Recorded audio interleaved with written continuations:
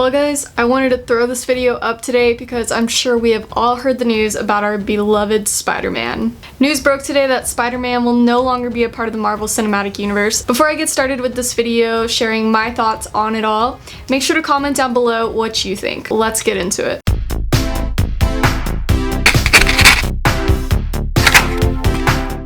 So I read some articles about all of this, and basically what it comes down to is that Sony and Disney can't come to terms on, you guessed it, money. I'll leave a link down below of the logistics of their deal. It's pretty interesting, but all in all, there was no deal made because no one could come to terms with anything, and Sony said, never mind, we're going to take Spider-Man back. This comes at a super interesting time because we literally just had Endgame release, which is the biggest movie of all time, and we also had Spider-Man Far From Home that just came out, and that is now Sony's top film of all time. So the top film of all time and Sony's top film of all time both have Spider-Man in it and are both part of the Marvel Cinematic Universe. So where do we go from here with Tom Holland's version of Spider-Man?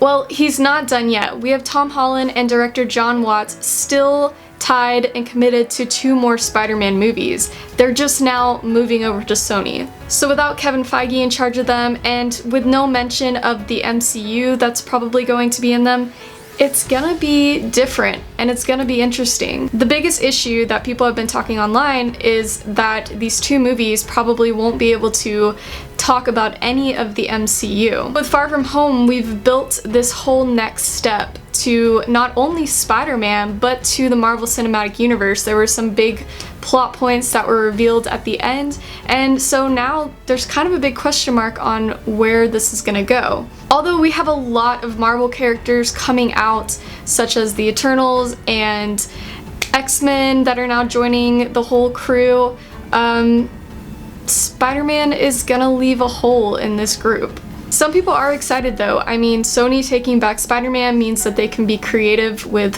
what they want to do. A lot of people have talked about him being in Venom 2, but I'm most excited about maybe a possibility of him and Miles Morales teaming up in a live action. I mean, if that did happen, I wouldn't be too upset with Sony taking back Spider-Man.